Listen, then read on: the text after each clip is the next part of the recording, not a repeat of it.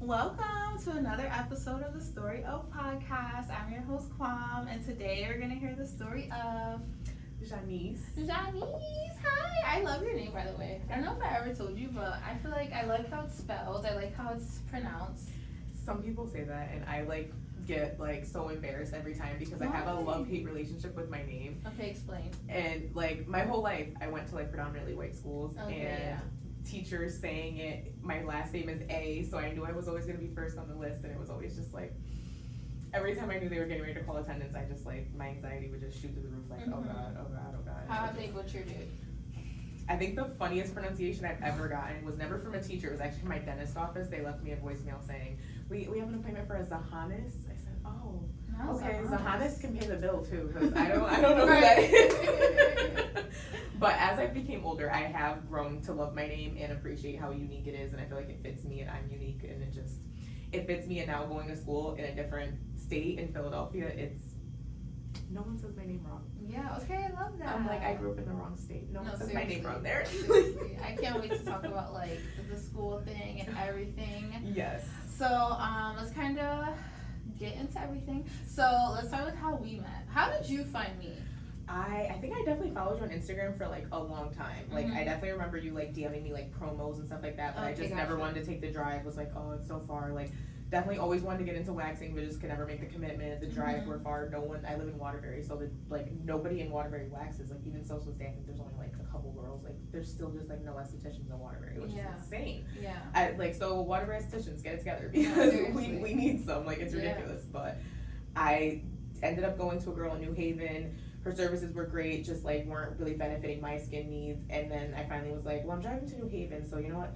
F it, I'm gonna just drive to Hartford and go take the jump and let me go see how she is, because her page is amazing. She always posts great stuff. Her skincare, I love the organic line that you kind of promote, and you kind of go the natural way. And I'm maybe this will be better for my skin. And literally just a basic wax was so much better for my skin. It is amazing. I'm booked with Fresh Face because I always promote that, because I'm just your skin, it's just your skincare techniques is just amazing. Thank you so much. And then once I started doing the biracials and everything else, it's just amazing. Loved it.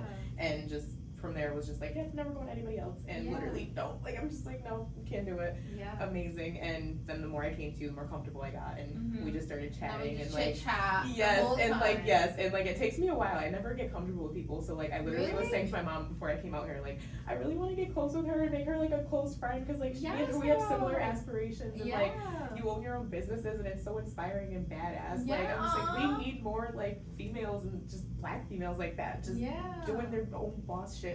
We need that, and it's so inspiring. And you're only a couple years older than me. I love to see it, and it's so inspiring for me. And even just doing this was completely out of my comfort zone. I was oh my god. Once I saw you today, I was I want to ask her about it, but I'm terrified to do that. And then you text me about it, so it was I was we're here. I'm we're here, but we just don't even know it. But we're gonna be there. We're gonna get there. Oh my god, yeah, no, totally. I feel all the same ways about you. I love all the things that you do. First of all, y'all don't know. Once you follow her, you'll know. She is the gym girly, and I really love that for you, because I've literally gotten to watch your body transform. Aww. And you're really dedicated to it. And it's crazy because I never feel anybody's paying attention, and I'm just posting just to post, and I just hope I'm motivating someone out there. I'm motivating one person today. As long as I'm motivating somebody, that's all my intention is. Very inspiring. I love watching it. I love that you're really she's dead ass dedicated to it. Every single day, every morning. I like your discipline. I like that you are so positive, and you just radiate joy. And I know we both deal with anxiety and stuff like that, but you never let it get you down. Even with dealing with your students, no shade. You're always just so positive about it. So yeah, girl, we could definitely be besties. I literally just posted on my in my note yesterday. I was I want new friends. So yes, my vision board this year was new friends, new experiences, because getting out of your comfort zone, because growth does not happen in your comfort zone, and it's the hardest lesson to learn, but it's you need to just give yourself that kick in the ass sometimes, because it's just step out and meet new people and do things. And it's like, I've known you for, I've known you for like, what, probably like 2 years now. Yeah. And like, we've just started to like chit chat and like get more comfortable. And like, that's on me. Like, I'm just not so sociable. And I'm so like annoying. Like, I need to break out of my comfort zone. And it's hard though. It's getting me. Especially like being like a true girls like we are. And like some girls aren't. Especially like sadly in the beauty field. I feel like they portray to be that way, but then they're not. And then I talk shit about you after. And it's like, you just never know. And it's like, I just said all these things to you, and now, like, I think you're talking about me. Like, I totally get it. It's like, you just never know, especially, like, today. Like, I don't know what's wrong with girls. Like, so it's hard to meet genuine girls, and when you do, it's like, I feel you. Like, we're here. It also sucks that, like, I wax so fast, so, like, our appointments are, like... I know, like, oh, literally, okay. yes, literally, sometimes, like, wait, and then it's, like, every 3, 4, 5 weeks, so then I'm like, wait, what were we talking about last time? Exactly. Like, was it, like, we gotta catch up, I'm like, oh my god, but there's so many things, I can't touch it in talk 15 minutes, I'm like, I can't, oh my god. So much happens in just one day, so imagine in all those weeks. Life be lifing. Yeah, seriously. The keyword, life be lifing. But nonetheless, I'm happy that you're here. Thank you for making time to come and have me interview you. Thank you for stepping out of your comfort zone. So honored when you asked me. I was like, oh, she wants me to be up there. Yes, I do because like all the things I said, like I think you're really inspiring to people in so many ways, and I want more people to like.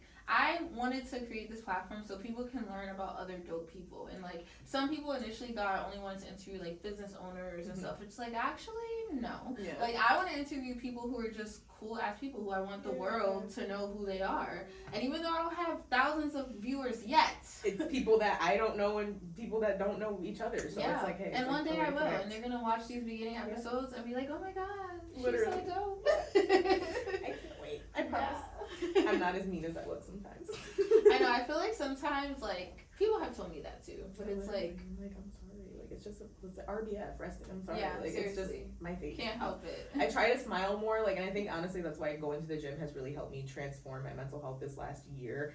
Last year I started going to the gym in 2024, 2023. The summer of 2023. And one day was literally just like, we're gonna go to the gym and we're gonna get back on our shit. We're just gonna get it together. And you never stop. Literally, like I have my times here and there where I'm just like, I don't want to go. I'm being lazy. It's too cold. Can't do it. But like for the most part, I may skip a day, maybe from a day to 2 weeks, but I get my ass back in there and I get back to it.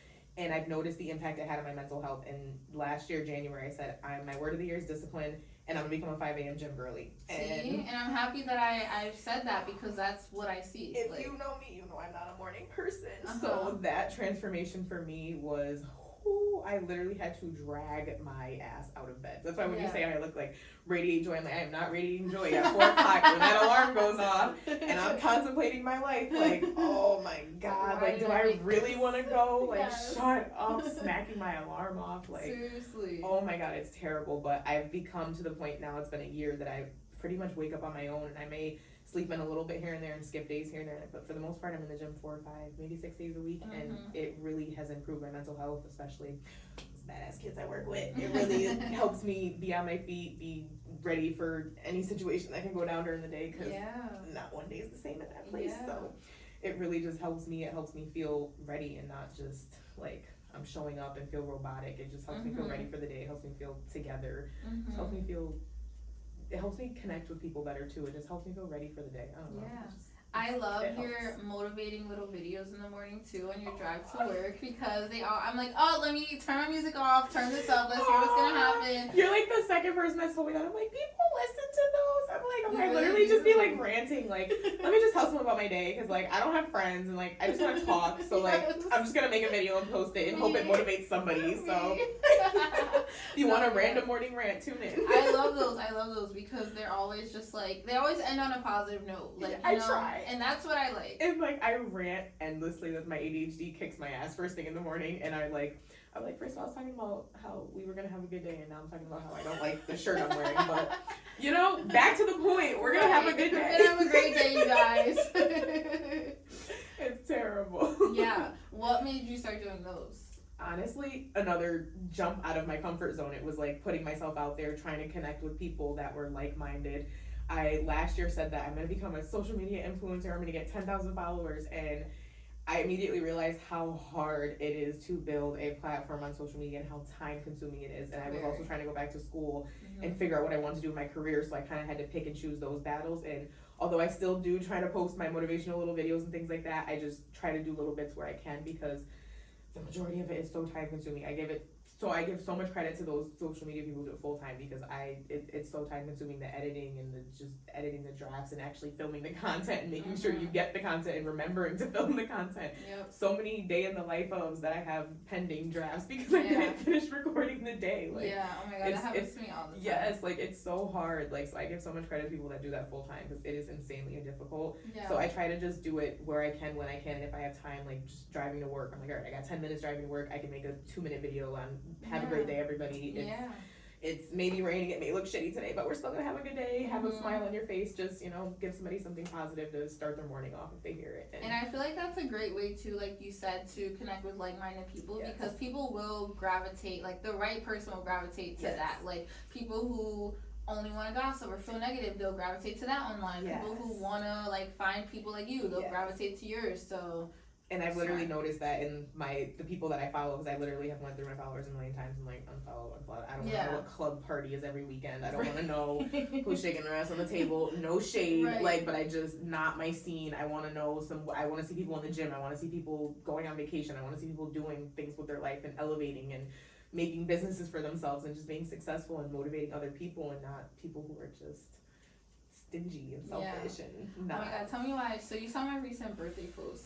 Yeah. After I posted that, I was literally watching her post like, go girl! Like, I'm so jealous. I'm like, I should have asked her if I could. I think I was sick that weekend though, but I was like, I should have asked her if I could have went. I was like, she had so much fun. I think that was the weekend I was sick. I was dying. But oh my god, no. After I posted that, so many like club promoter pages are following me now. I'm like, I am not a club person, like club promoter. Literally. Please stop. Like one of them DM'd me a rose. I'm like, hi, I don't know. And it's like no shade. Like, I know girls have fun doing that stuff, and it's like, if you have fun doing that, good for you. I think it's like, fun, it's great, but it's I'm like not on your own terms. Yes, and it's like on your own terms. Like, I don't want to do it every single weekend. If I'm getting paid, like, and like I got sick of it. Like every single weekend, if I was getting paid racks, like some of these girls are, hey, you go right ahead, shoot. I would go for racks too, getting but hella followers and stuff. But like I'm not. But I just it's not for me, and I just like I can't. Like it's just I can't. Like for my birthday, I'll definitely go out and work on a table. Not every Saturday. No. Right, exactly. I just can't do it. I'd be tired. I'd be old. Like I'd be in the bed by 9. I gotta get up and go to the gym. I feel that. See, it's part of the discipline. So literally, my friend literally texted me like, "What are you doing next Friday?" He was like, "Come to my house at 9:30." I said, "I'd be in the bed at 9:30." I said, "Oh, I'm gonna have to come there right after my nail appointment, because if I go home, I'm getting in the bed. I'm getting in the bed. Like I can't." So I was like, "We're gonna go hang out and be social. We're gonna try." Yeah, try a little bit. Okay, so let's get into the segments, because I really want you to come on for all the reasons I said, but also because I did want to like learn more about you and like growing up and stuff like that.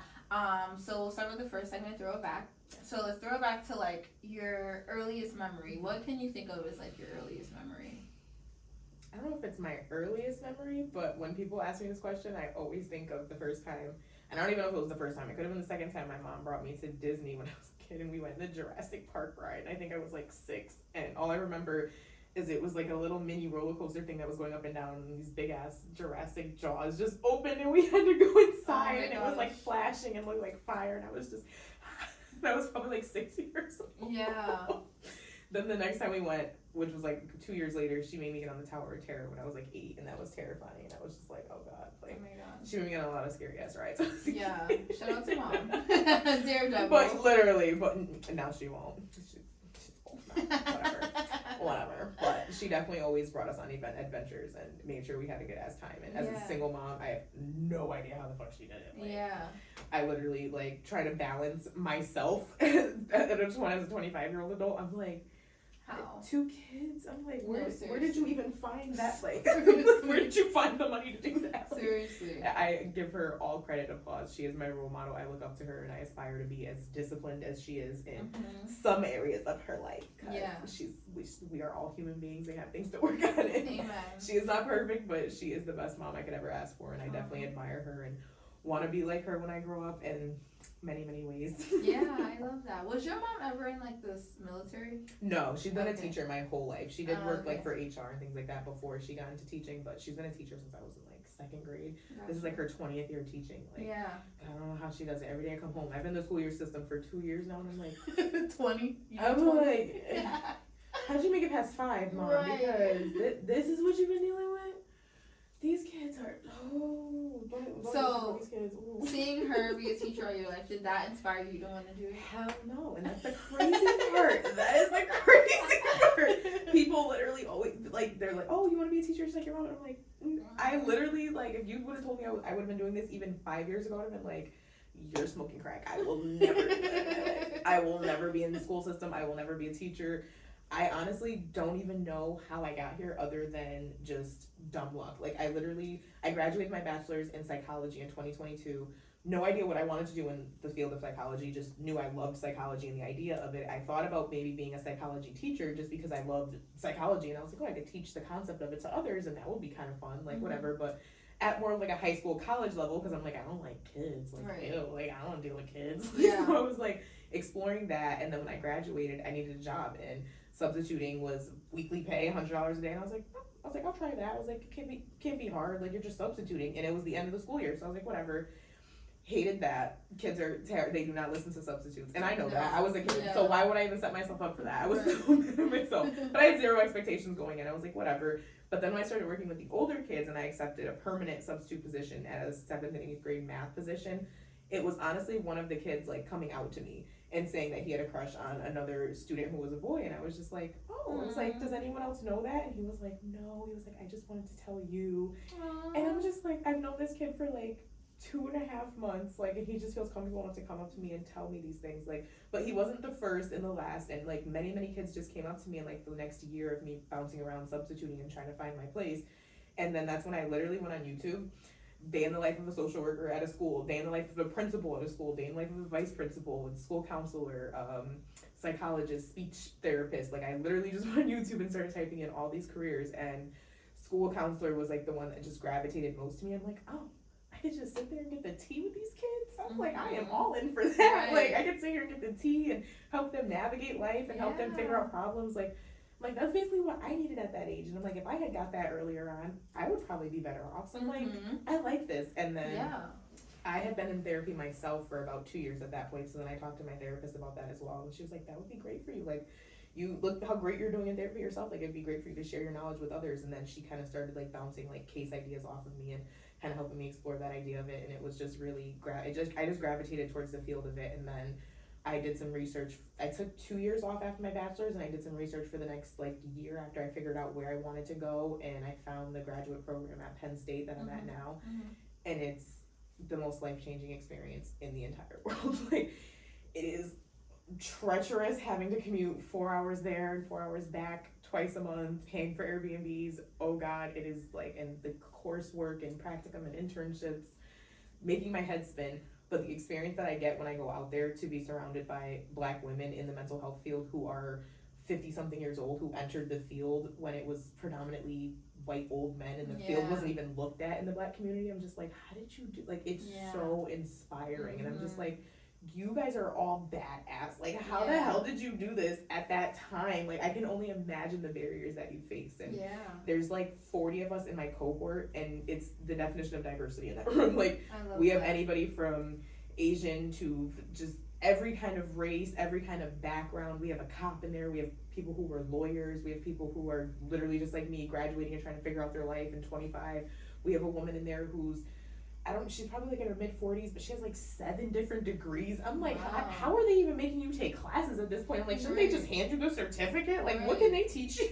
Like, she is phenomenally, insanely bright. Like, oh my, she's a pastor. Like, it is just so inspiring, the different perspectives and amazing points of views that everybody shares in that room. Like, the weekends that we spend together fly by. We have to go down for Hell Week in the summer for 10 straight days of classes, but it doesn't even feel like Hell Week because we all get along so well, and just the sharing that we do in that room and the vulnerability that we share with each other is amazing. Like, it's such a life-changing experience, and I'm so glad that I get to experience it now when I'm at this point of my mental health in life, because 5 years ago, Zhanise would never. I know. No, I was just saying that with someone earlier, like, you know, I feel like time, like just going through life and like letting time run its course really does like change things. Like, you know, sometimes you're not ready for something at a certain point in your life, and that's why God doesn't give it to you until you are ready. And like, even with like pivoting, so we were talking about pivoting and like wanting to do one thing and then completely doing something totally different, like you said. And it's just like, yeah, like if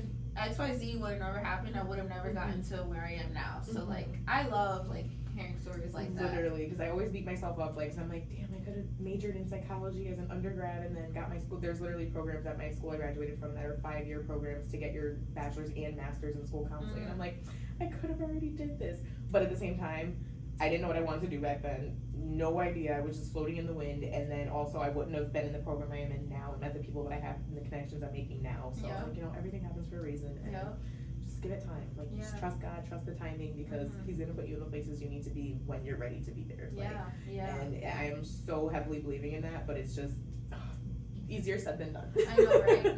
Trusting the process is easier said than done. I feel the same way with Fresh Face. Like, so now I want to eventually become a business consultant.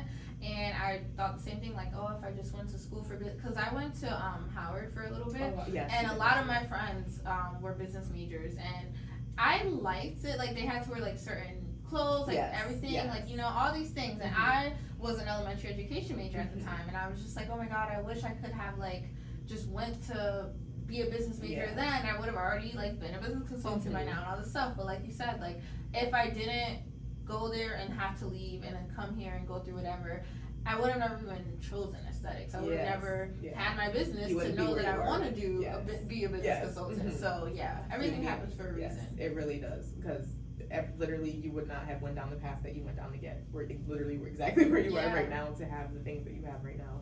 And you probably weren't ready at that time. At that time, you might, like you said, they had to wear certain clothes and do certain things, and you probably would have been like, I'm not doing this shit, because I know I wouldn't have. I didn't like uniforms. I know I wouldn't have. Like, I'm like, we're in college. Why are we wearing uniforms to class? Literally, like, I remember the business majors at Central, and it was like even the nurses, I'm like, you gotta wear scrubs to class? Like, you're not going to a doctor's office? Like, they can't make me wear scrubs. I'm not wearing that. Same. But I'm like, I have a friend that graduated nursing school making $80 an hour, and I'm like, shit, I should have worn them scrubs to class. I should have worn them scrubs to class. I'm in the wrong damn profession. I'm like, damn, I chose the wrong profession. Okay, let's get more back into your life growing up and stuff. So you said you grew up with your mom. She was a single mom. Do you feel like that affected you in any way, negative or positive? Definitely both. Like, it had its positive aspects to it. I got to watch my mom be a strong, independent woman, and it definitely turned me into a strong, independent woman, to the point where I'm so stubborn that I don't even ask my mom for help when I should sometimes. Like, but it definitely instilled really resilience in me, being strong, being courageous, being brave to take those jumps and leaps of faith. Like, I also witnessed the impact that being a single mom had on my mom. So it, like, I watched her also struggle and manage to maintain a household and 2 girls, and I literally do not know how she did it. Like, I cannot even fathom how she did it by herself. Like, she did have support from family and friends, but like, not at the end of the day, she was the one going to school, putting us to bed, putting us to, like, just doing everything physically and financially. So like, she had support, but not in that aspect. So she's so inspiring in every way whatsoever. But it definitely had an impact on me as well, as far as my view on men. With my dad being so in and out of my life, it definitely impacted my view of just the male role in the household and just the view of men in society in general, to the point where like why do we need them? Literally, like, get men out of here, don't need them, they're completely useless. But to the point where, like, my current therapist that I just started on yesterday is a male. And when I was on the phone scheduling the appointment, I was like, did they say Jess or Jeff? I was like, and then the email didn't say it, just said appointment at 4:30. So I was just like, okay. I want to call him, like, because I feel like she said Jeff. And I'm like, but it's a woman's, I'm like, there's no way she said, like, no way. So then I go, and it was a guy. So I was like, I don't know how I feel about this. I mean, they're probably not going to be able to open up to him, probably not going to be cool. Like, and honestly, he kind of took me aback, because I was not expecting him to be as cool and like feel as cool as I did. So I was just like, okay, like, maybe I can do this. But I'm definitely gonna see how interested he is once we get into our conversations about like my issues with the view of men and how I view men in society and things like that. Because I would be like, literally walking in here, I was honestly gonna be like, can I have a woman? Like, because I'm just like, why is he here? Like, what can he do for me? Like, I just don't view them as just the the man of the house, the whole package that they're supposed to be in, because society has, and I honestly, it circles back to men, like when I really think about it, because it's just like, the men aren't in the household these days. Like every time I'm in a classroom, and if I literally were to ask the kids, how many of you have your dads in the house? 2 kids would raise their hand out of a class of like 30. And that's sad. And it's not to say that they're not in their lives, but it's just men aren't stepping up to the plate the way that they used to, and it's impacting the way that kids develop and see the world, and the way that these boys are developing as well, because now they're not stepping up to do the things that they need to do because they haven't seen it done. And it definitely impacted my view that way, and it still does, and I'm really interested to actually work on that with this current therapist. I'm like, at least you're open to it. Yes, and that's like at this point in my life, I am open to it, but 5 years ago, I would have been like, yeah, no, I'm fine. It's fine. I don't care. I don't need to work on that. Like, I'm completely fine. Like, it's fine. I would have been completely in denial about it. But at this point, I'm like, no, we need to work on that, because that's not healthy. Like, not all men are useless. There are some great men out there. Maybe my therapist is a great man. Like, we'll see. Like, but I have that biased view of the world simply because of the way I grew up. And it's like, I'm learning that it's not everybody, and it doesn't have to be that way. And honestly, I feel like you're not alone in that thinking. You're really not alone. But like, for me, I grew up not with my dad, with my uncle, who was there since the beginning of time. So I always knew that like there are great guys like my uncle, but I always felt like he was an anomaly. Is that the word? Yes. Like I was just like, okay, he's great, but like dealing with guys growing up, also like with my dad, it's like, yeah, guys aren't great though. Like Keith my uncle, he's different. Everybody else, you guys still suck. And like, so I always had an idea of having a daughter, because I lost my mom young. So I'm like, I always wanted to have a daughter because I want to have a mom-daughter relationship. But I never envisioned the dad. Like, never cared about it. Never. I even like went so far as to like low-key have this like plan with one of my friends. I'm like, okay, if I don't have a kid by 35, like we're gonna have a kid together. But I don't want you to help. Like, I don't want to be in a relationship. I don't want your help. I just want to do it on my own. And I was talking to one of my clients the other day. She's like maybe like in her 40s, and she's not married. She's never been married. So we were like talking about it, and it was our first time talking about it. And she was just like, she would advise me like, you can do it by yourself, but it is a lot harder. So just remember that and like think about that. And I was hearing her. I was wholeheartedly hearing her, but still in the back of my head, I'm like, yeah, but I don't think I can do it. I think I can do it still. But I don't need him. Thank you though, but I think I got this. But I feel that it's true. It probably is like a lot harder. Like and like single moms, like they make it look easy.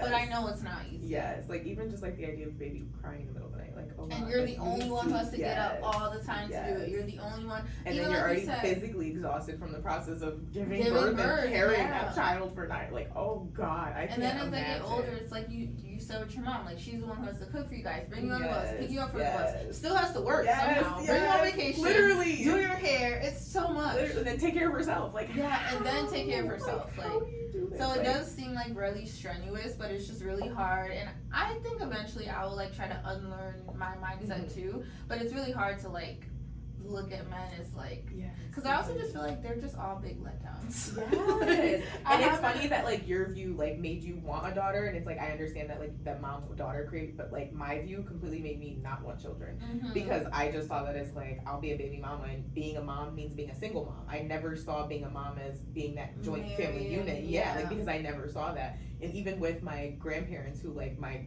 grandfather was that anomaly, like you said your uncle was, but like as I got older, I learned, he wasn't shit either. But at the same time, growing up, like we idolized him. My grandmother had 5 kids, and she never worked, never drove, never did anything in her life but put her hand out, and he took care of everything. And we admired him and looked up to him.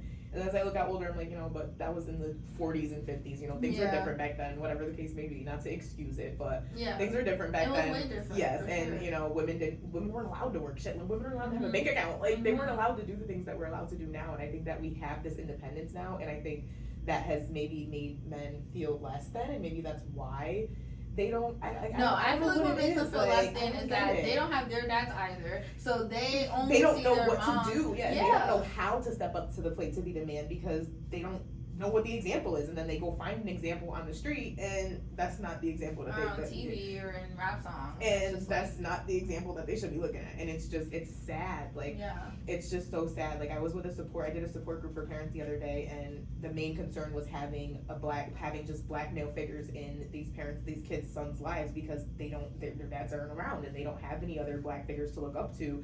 And she's just like, I try to keep him involved in sports, but there's no support groups for these men. Like, we need some support groups for these young boys. And I'm like, that's everywhere. Like, everywhere. Like, I don't know if you watched the movie The Forge, but like, it brought, oh my God, it brought me to tears, because it literally is just like the impact that having that support can do. This young boy who was completely down the wrong path, just being a knucklehead, doing whatever he wanted to do, living off his mom, 18, 19 years old, and she basically was gonna put him out if he didn't get his shit together, but like, it was breaking her heart, but she's just like, I gotta get him off the pot at some point, he's gotta get it together, he's 18, 19 years old, and he found this guy who really took him under his wing and brought him into this group that they called The Forge, and it was like a group of 10 men or whatever, and it's just amazing the impact that it had on him in the path that he literally took an entire U-turn and turned his life around because of the impact that those men had on him. And it's just like, if these young men had this support, they could too be amazing, but they just don't even know what they could be, because they don't know what path to go down. They're standing in a road of 1,000 splits, and they're just like, where's everybody else going? I'm gonna follow them. I don't know what to do. I feel like all the kids of today need help, because us too, but like, it starts younger. It's a different generation. Because I feel like different. Everybody's like these things have ruined kids' lives. Like, it has.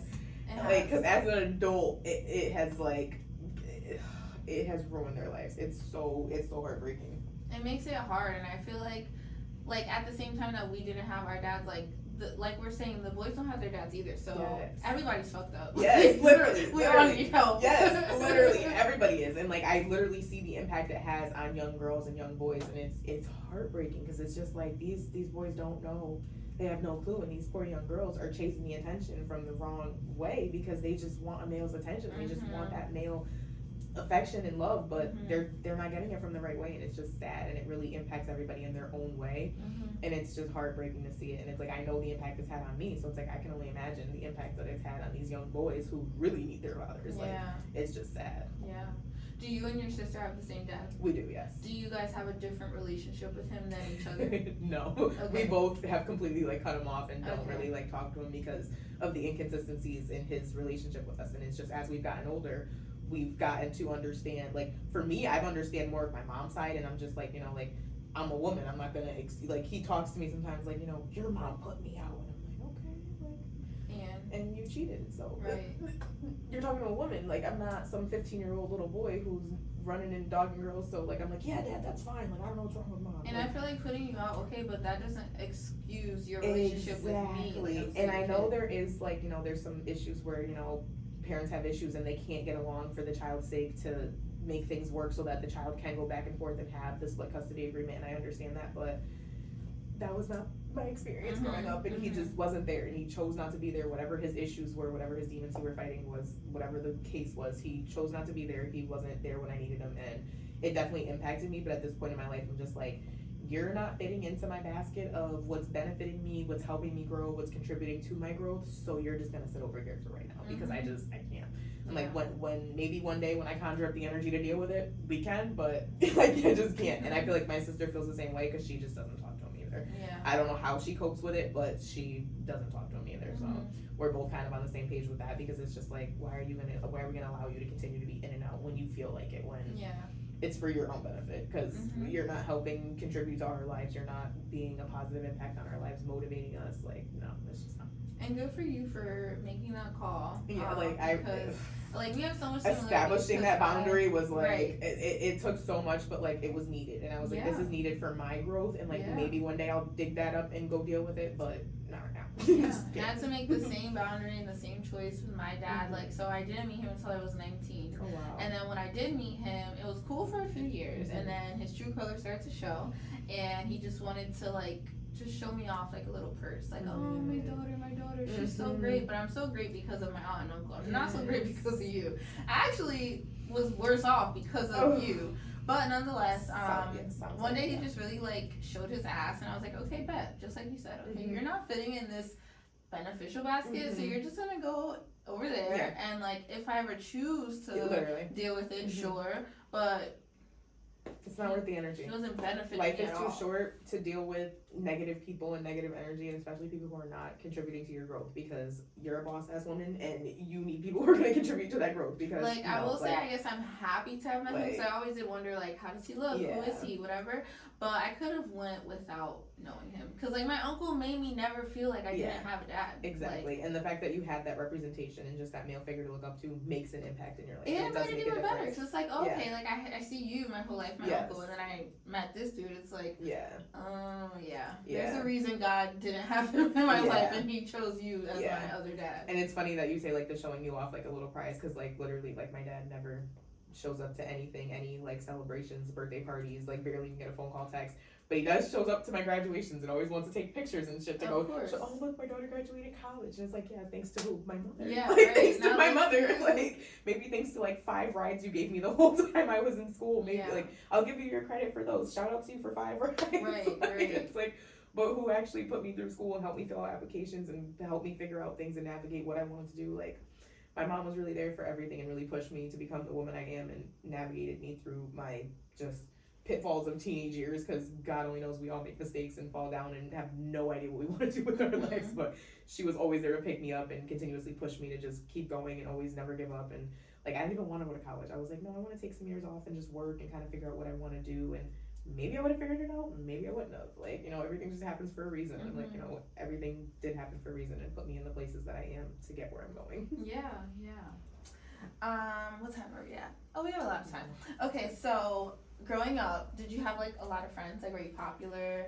That's the crazy thing, because like, I would never consider myself as popular growing up with like being in the predominantly white schools. Like, I was always just like, like I was always like, felt like the outcast. Like, even if I did have like my little friend group, like I was always either with the white kids I was too black, and with the black kids I wasn't black enough, and it was just like constant like those micro. Because you're black. Yes, I'm biracial, so like I was never enough, and so I would constantly do things to try to fit in. Oh my god, I fried my hair straightening it for like from middle school all the way through high school, like my poor hair. I don't think I even wore braids and experimented with that until college, until I finally like actually came into the fact like, yeah, you're black, it's okay to wear braids, it's okay to do these things, like it's okay to experiment with your hair and wear weaves. Like, I never wanted to do any of those things, because then I made it feel like it would make me stick out even more and be even more of not being accepted, because then like literally there were comments, oh, the black girl with the real hair, and I'm just like like what, like it was always those microaggressions that were just like so hard to like swallow. But like at the same time, I think that's where a lot of my anxiety came from as a child, because I had to swallow a lot of those, because it was just, why am I gonna fight every single time? Like if I had to fight every single time, like I probably would have gotten kicked out. Like I just couldn't do that. Like, fighting was not an option. Even trying to stand up for myself, I remember I had a teacher that was just like, Zhanise, and I was like, no, my name is Zhanise, and she's like, why like Zhanise better? I'm just like, but that's not my name. Right. I'm just like, well, I'm not gonna answer you, because now if I argue with you, then I'm gonna get in trouble. Okay. So my question. So I've met a lot of like obviously biracial people. Most of the time though, their mom is black and their dad is white. So with yours, like situationally reversed, how was it, like, I don't know how to ask this. Like, how were you able to like fully like live in your blackness, being raised by your mom who's not black? So that was the like challenging part, and I think I honestly like tried to like not want to be black for a period of my life, like and it was crazy. Like, I do remember like in high school like literally buying like lighter shade foundation to like try to like appear more light skinned, to just like try to do anything to fit in, and just like dressing certain ways, to the point where like the black kids literally are just like, ew, like we're not gonna hang out with you, like you're acting white. And I'm just like, I look back at it like, you fucking like, why did you do that dumb shit? Like, what is wrong with you? Like, but I literally just wanted to be accepted. I just didn't want to hear those microaggressions anymore. But it was just like so frustrating. No matter what I did, there was always those microaggressions, and it was just like, damn, like my hair's straight, wearing lighter foundation, I'm staying out of the sun, like what more can I do? Like, it was just so frustrating growing up. But going to college was probably the first time that I was able to embrace it and like be friends with other black people that didn't make me feel so singled out all the time. But my mom really like, she's not your traditional average white woman. No, she's not. So that's why I love she's her. not. She grew up in the hood, as she says, and she grew up predominantly around black families. So her and my dad were together since they were 10, and they're very down. My grandparents are from down south, so they were together since they were from like 12 to 30. So she kind of grew up around his family, and then my godmom's family, who was also from down south and spent summers down there, and she was also born in North Carolina, but like, so she grew up in a lot of very diverse environments, and she's not your traditional. So for her, she kept me sheltered away from a lot of that like environment. Like even just working in the public school the last 2 years, I'm like, this is what she didn't want me to experience. Like it was like so eye opening. Like going to the schools I went to compared to these schools that I work in now, I'm just like, oh, I get it. I see why she sent me to those schools. Like I'm just like, oh, like girls really do get mad because you looked at them. Like oh my god, that's a thing. I'm literally like, that's a thing. Like, I don't know how to help you because why are you mad? She looked at you, she has eyes. Like, I'm like, what? It's so mind-boggling. I'm like, I don't know how to deal with this. Like, this is the thing. Like, people don't fight. Like, I saw 2 fights my entire 4 years of high school. I'm like, I've seen 10 fights. I've had to break up more than I've ever seen. Yeah. It's so mind-boggling, but it's hysterical. But she did shelter me from a lot of that because she went through it growing up. She went to the public school. She was the only white girl in the public school, so she had to fight. She had to do what she had to do, and she didn't want me to experience that. So she did her best to take me out of that. So that's where I'm like, I tell her now as an adult, like, you know, it made me have that conflict of identity of where I fit in. But at the same time, I am grateful that she didn't put me in that environment because God only knows what would have happened to me there too. So. And that makes sense because that's why I asked, like, that's not why I asked, but it makes sense why I asked, like, was she in the military? Because she seems very strong. Yes. And not like a little, I don't like her. Like, no, you know? Yes, she is because she grew up, she took care of herself, honestly. My grandmother will tell you she's been an alcoholic her whole life, and my mom's been taking care of herself since as long as she could walk. And she started walking at 2. Like, she's been taking care of herself for as long as she could walk. She started making her own bottles and everything. Yeah. Like, my mom is a very strong woman, and that's her greatest strength and her greatest weakness because she's too strong sometimes, and there is such thing as being too strong, and I have to remind her of that sometimes. Yeah. And it's like she did her best to keep me connected to my black roots, but like I was so conflicted with my identity that I was resistant to it. Like I do remember her signing me up for this program called Granville Academy, which I literally would hide my clothes. I would dread going. Like I would fall out and throw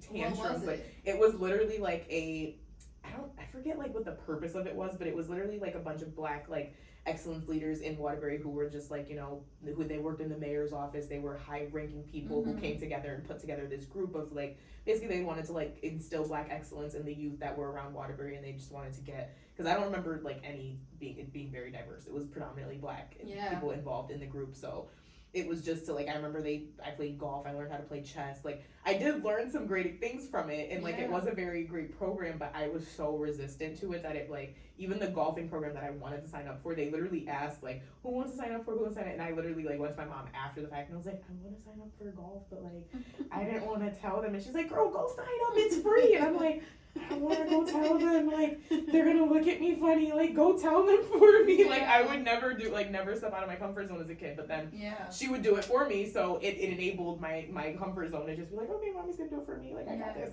It's like being an adult now, it's like, no, mommy can't do it, go do it. And it's like, okay, I'll put my big girl pants on. Like, I'll go figure it out, I can do it. Like, that's so awesome, though. I love that. And I love to, like, hear stories like that, and I'm happy that the viewers can hear stories like that too, because obviously in our country and the world there's still like a divide between the races, and like a lot of times when black women see, I'll speak from my experience I've seen when black women see like black guys with white girls or white women, then they feel some type of way. And I don't know, honestly it's sometimes more accepted for black girls to be with white guys, but nonetheless. See, I feel like it's opposite way. I feel like it's more acceptable for guys to be with white women. I feel like that's more accepted, and then when black girls get looked at like, oh, you're a traitor. Like it can depend either way. It really does depend. It depends on the town, the dynamic, the situation. It depends on the type of person in the race. Like I feel like if it seems like one of the two is too privileged or acts too privileged, and it's like, okay, do you just want to be with them for that purpose or whatever? Just to prove a point kind of thing, But I just love to hear that story, so thank you for sharing. But speaking of stories, okay, we're going to get into the next segment, which is the story of when. So what story would you like to tell me today? Oh God. Anything off the top of my head? Anything. Oh my God. It doesn't have to be long, or it can be long. I don't care.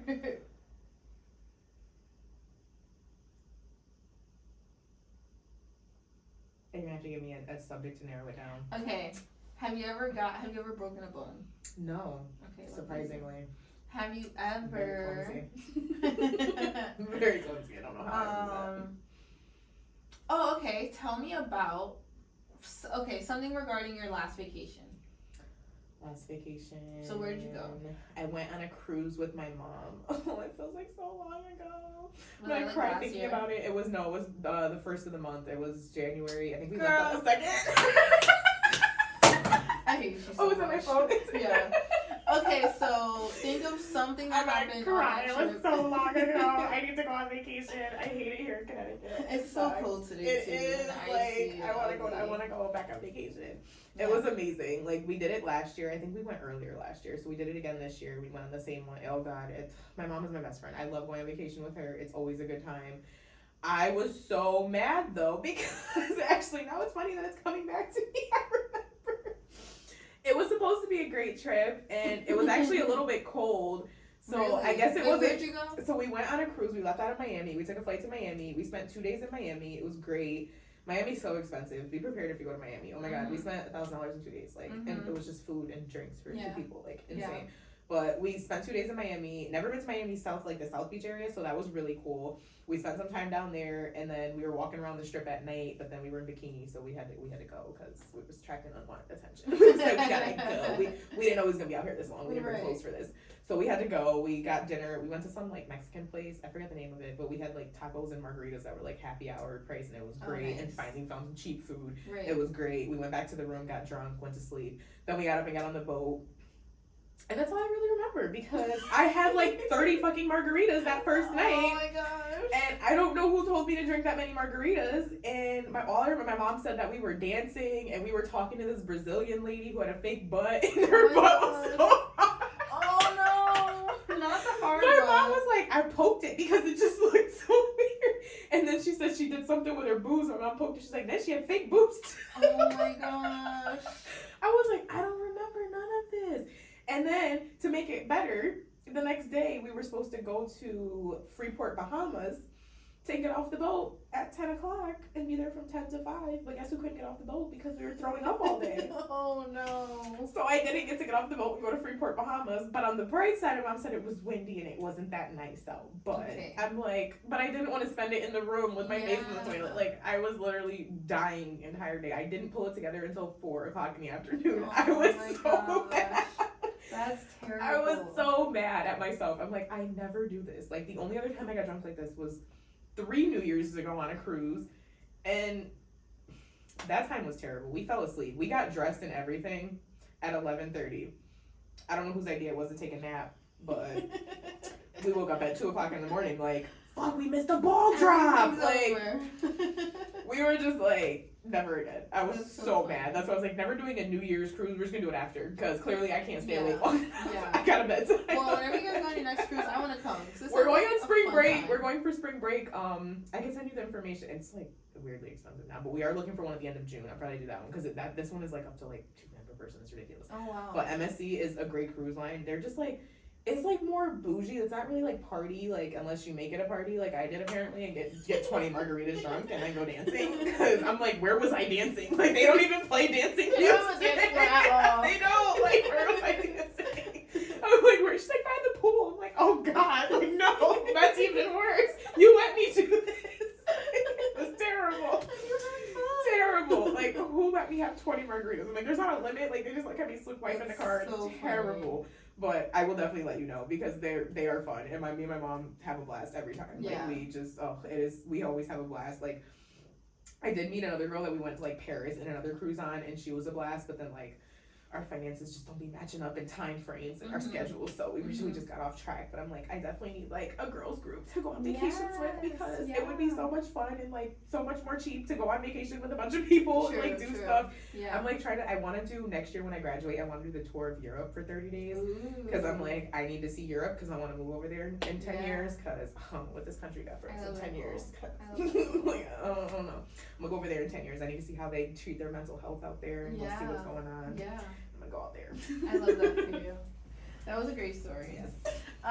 Okay, let's get into this or that. One of my most random but fun segments. No thought to these, no backstory, but if there's a why to some, please share. Okay, so tattoos or piercings? Tattoos. Why? I love my tattoos. I probably have, more than 15 at this point. I just got a new one. Oh, I should have wore short sleeves so I could show you. It's like a lady that's like this, and then her head is like butterflies and flowers coming out. And my whole sleeve is like dedicated to like the caterpillar metamorphosis stage. It's like caterpillar, cocoon, the butterfly, and it just stands for like giving yourself time to grow in the stages of life and like the being patient. And then the mountains. I don't know if you know the Audrey Day song. Oh my God, how does it go? Rise Up. She talks about she talks about mountains and climbing higher and like rising above like all the things that you go through. So like that's why I got that when she came out. I was like, I love that song. She's talking about mountains. I'm gonna go get mountains tattooed on my arm. Like, also very drunk for that tattoo. Terrible. Didn't even feel it. Don't get drunk for your tattoos, guys. Don't do it. That's probably why it's so crooked too. Oh my gosh. But this whole like arm is just like stands for growth and just I honestly love tattoos. They are like a therapy session for me. It is like so soothing. Like I sit through 4 or 5 hours of tattoos like nothing. Like it's terrible. I'm gonna work on a whole leg sleeve and then a whole arm. It's gonna be great. I love tattoos. Piercings take way too long to heal. I fucking hate them. They're terrible. See, I like piercings because they're just fast pain. They're quick, but then they take so long to heal, and I'm like, why is it 2 weeks later and it still fucking hurts? Right. Why is it oozing now? Like I can't. I don't have patience for it. Like tattoos literally hurt while you're getting it, and that's it. Yeah. Like, the pain is over. Okay, braids or like your own hair, like your curls or something. Braids. Yeah. I already know why. Hate my hair so much. Yes, just but the your curls are so nice. They are, and I have grown to actually love my hair. It just having damaged it for many years of straightening it. I actually like don't straighten my hair like ever now. Maybe like once or twice a year, which is like so rare for me. I actually have gotten into like U-part wigs and sew-ins recently, so like love those. Actually gonna move to sew-in when I take these braids out next week because I just can't with my hair. In the winter it's too cold, can't do it. Yeah, curls dry. Can't do it. It's gonna dry my hair out. I can't do it. Dark colors or like dark attire for a wardrobe or like colorful? Depending on my mood, but for the most part, dark. Yeah. I usually go like black or like a lot of like neutral browns, like dark, like because it's just easier. Just throw black on, it goes with anything, and throw like a pop of something on. Yes. Makeup or no makeup? I've started to get into makeup, but no makeup in general. But like I need my lashes. I need my lashes and some brows, and then that's it. Like I'm literally gonna go book an appointment with that girl that you posted that did yours because I keep staring at them and I'm like, they look so nice. I need to go get them done. I love them. The arch queen. Yes, I need to go see her because I've been literally looking for somebody to do lamination because I'm like I'm tired of my eyebrows every single morning. Which is why I get my lashes done because I don't have time for this. And I think she might be a little closer to you. She's in North Haven. Ooh, is she? Yeah, that's not that far. That's not that's a little bit closer. What other is this or that?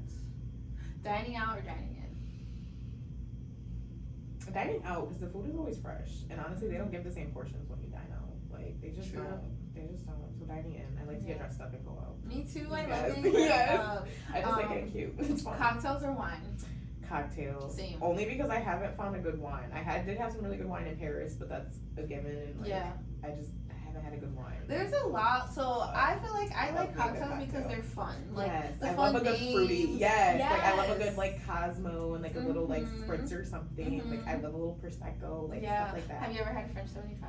No. Oh my gosh, girly! I gotta put you on. I might need one. Oh, I might need one. Yes, they're so good. They make them with either champagne or prosecco, but nonetheless, so good. Champagne is like all day. Love some champagne is my favorite. Prosecco.